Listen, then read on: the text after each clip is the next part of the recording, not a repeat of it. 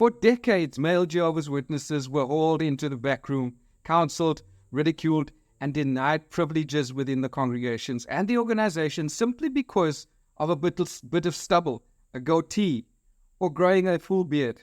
It is rare to see one of Jehovah's Witnesses sporting a beard, and almost unheard of in many English-speaking countries for a bearded brother to hold a position of responsibility.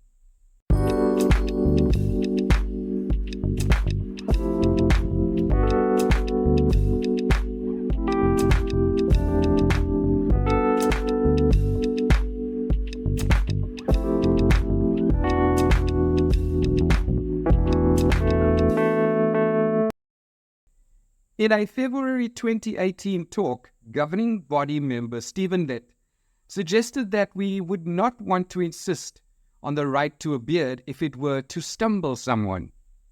The Apostle Paul, in verse 13 of that same chapter, he said he wouldn't even eat meat ever again if it stumbled his brother. Well, like Paul, are we willing to forego our rights regarding, for example, wearing a beard, wearing heavy makeup, using alcohol as just a few examples, if exercising that right might even possibly stumble someone? Well, Rutherford, the Watchtower's second leader, had already begun to turn the tide against beards. Rutherford's clean-shaven appearance and imposition on other brothers was a way for the religion to distance itself from Russell's leadership. Many did not accept Rutherford as the Watchtower's natural second leader, and Rutherford took offense when other members sported Russell-style beards. This is explained in the book 30 Years a Watchtower Slave, which recounts a 1925 incident. And I quote from it. It says, "An amusing incident took place at the time of the judge's visit. The director of our German branch, as had many before him, had grown a large beard, patterned after Charles T. Russell's beard.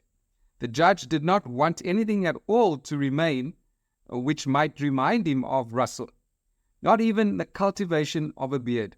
So sitting at a table for dinner one night within my earshot, the director asked the judge for one more large rotary press. The judge said nothing for a while, merely ate. So suddenly he looked up, his eyes pinned severely on the director's huge beard, and said, 'I will buy you the press if you take that thing off,' pointing to the beard. It surely shocked the director's sensibilities, but he meekly heeded the warning and soon, shamefacedly, appeared minus the beard." That was from 30 Years a Watchtower Slave, page 51 to 52. One of the few mentions of whether a beard is appropriate for Jehovah's Witnesses appeared subtly in the 1962 Watchtower. It said, "Likewise, it is possible to spend valuable time speculating on matters concerning the future. One might ask, in what year will Armageddon begin? Will the faithful angels eventually receive immortality? Will there be factories and machines in use after Armageddon? Will men wear beards again?" These are typical questions to which Jehovah has not provided answers at this time. Do you think it wise for Christians to take time from more profitable Bible study to speculate on the answers? In 1968, it was decided that beards would detract from the Watchtower message. It says, "In recent years, in many lands, a beard or long hair on a man attracts immediate notice and may, in the minds of the majority, classify such a person undesirably with extremists or as rebels against society. God's ministers want to avoid making any impression that would take attention away from their ministry or hinder anyone from listening to the truth. They know that people are watching true Christians very critically, and that to a great extent they judge the entire congregation and the good news by the minister's appearance as a representative of the congregation." That comes from Watchtower, May the 12th, 1968. A vague directive to shave appears in the 2001 Theocratic Ministry School book. I quote from it, it says, "For men, a neat personal appearance may include being clean-shaven. In areas where moustaches are widely viewed as dignified, any who wear these should keep them neatly trimmed." That was benefit from Theocratic Ministry School Education, page 133. In a 2009 talk outline, specific instruction is given against using brothers with beards for assignments and conventions and assemblies. It says, dress and grooming. Those giving talks should wear suits. If your talk calls for an interview or a demonstration, please do not use any brother who wears a beard, and make sure your participants are aware of the importance of good grooming and modest dress. A 3-page Watchtower letter dated February the 24th, 2009, in response to a brother's specific request for information, has the most direct discussion about beards. Given that beards are popular on professional men and that Watchtower publications don't offer any specific advice, the brother writes to inquire about the branch's thoughts on the matter.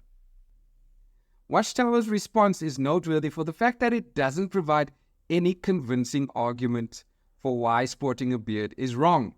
It just makes use of the argument that brothers ought to be modest and that some people could find it immodest to have a beard. However, the message is clear that having a beard can cause someone to stumble. Thus, following the rule against having a beard is a minor inconvenience. I quote from it, the response, it says, "Therefore, it would not determine a person's salvation if he chose to wear a beard, nor would it prevent him from getting baptized, sharing in field ministry, or enrolling in the theocratic school." Regarding positions of responsibility, it indicates a beard is not acceptable, yet in a very, very vague way. It goes on to say, if a Christian man is reaching out for special privileges and yet desires to wear a beard, he might ask himself whether wearing even a neatly trimmed beard could become a matter of disturbance or controversy in the congregation. If most Christian males in a congregation or community have refrained from wearing beards for the scriptural reasons outlined above, it is reasonable to expect that those taking the lead as ministerial servants or elders would be exemplary in this respect. The letter ends with the passive-aggressive suggestion that a brother who chooses to maintain a clean-shaven appearance for the sake of the good news manifests that same self-sacrificing spirit of Timothy. This is despite the fact that the Bible shows that beards were normal attire for Christians and acknowledges that beards are now common and acceptable fashion in many parts of the world. The Watchtower often employs visuals as a subliminal tool as well. Even though some biblical characters in the New System pictures have beards, the following examples illustrate recently resurrected characters who initially wear beards but eventually shave after learning the rules of Jehovah. In this illustration, Blackbeard, the pirate, has to shave off his beard to be acceptable.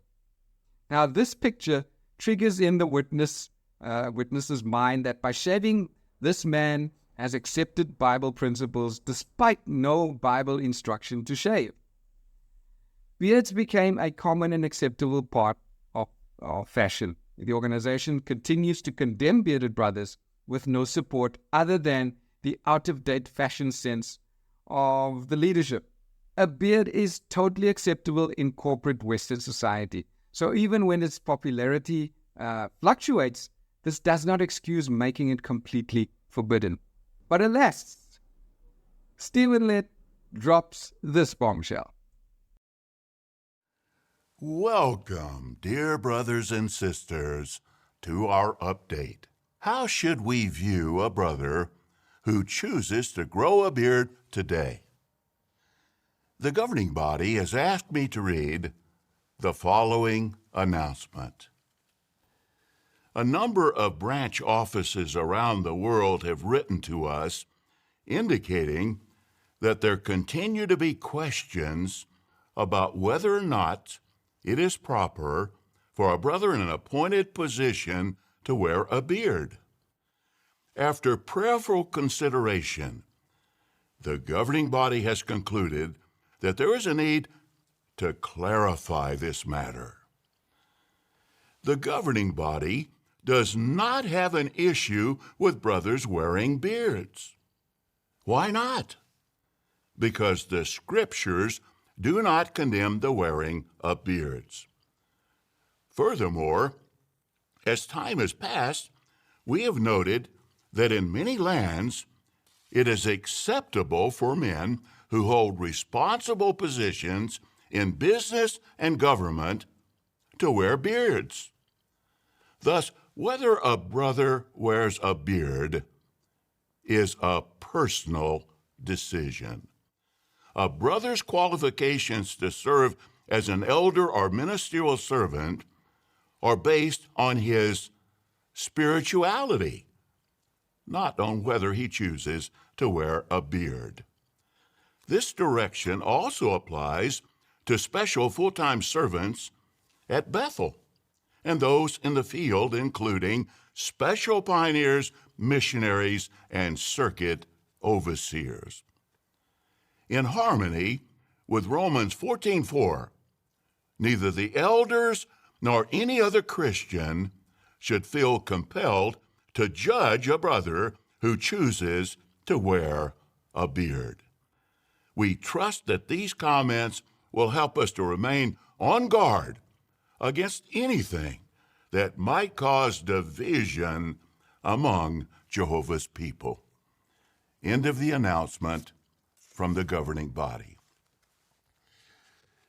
This direction, however, may raise some questions. For example, here's one. Why is the governing body providing this direction at this time?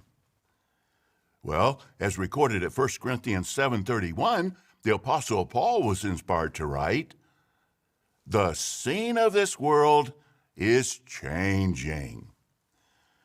The study note on that verse shows that Paul may have been alluding to the way that scenes change swiftly in a theater, with actors passing quickly on and off the stage.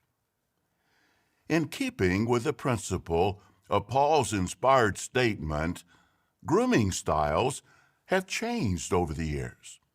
For example, more and more beards are worn by men in responsible positions who project a respectable appearance. Here's another question. How should we view a brother who decides to grow a beard? Well, we should apply Jesus' counsel found at John 7:24, stop judging by the outward appearance. As we saw in the video, grooming styles have changed over time. Not all of such changes are bad. To illustrate, none of us would likely choose to dress and groom ourselves as people did in Bible times, nor even as people did a century ago. In fact, most choose to follow the styles that are prevalent now, not those from decades past. Generally speaking, it's not bad or wrong to dress and groom ourselves as people in our community commonly do, as long as that style does not violate Bible principles. We always want to be sure that our appearance reflects cleanliness, modesty, and soundness of mind. Here's another question. How can we promote unity in light of this direction? Well, after viewing this program, some might have to contend with strong feelings. For example, some might feel as though they've been vindicated, saying, in effect, This is what I've been saying for a long time. This proves that I was right all along. Others might feel disappointed, saying, in effect, I supported the policy about grooming for all those years. Now, I feel let down. But is either reaction appropriate? Not really. Note what the Apostle Paul was inspired to write at 1 Corinthians chapter 1 and verse number 10. Now I urge you, brothers, through the name of our Lord Jesus Christ, that you should all speak in agreement, and that there should be no divisions among you, but that you may be completely united in the same mind and in the same line of thought. How does that principle apply here? Well, if we've been promoting our own opinion on this subject, contradicting the guidance from the organization, have we been promoting unity? Have we helped the brotherhood to be completely united in the same line of thought? Clearly not. Any who've done so need to adjust their thinking and attitude. On the other hand, if we've loyally supported the organization's direction over the years, do we have any scriptural reason to regret our course?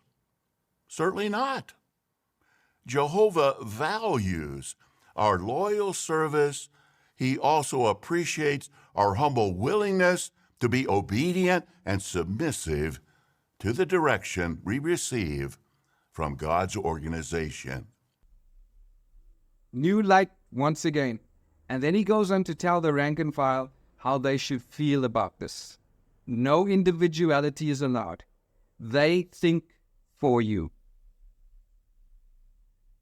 Excessive behavioral control is an indication of a totalitarian regime and common amongst religions using persuasive coercion, like the Jehovah's Witnesses. Until next time, bye for now.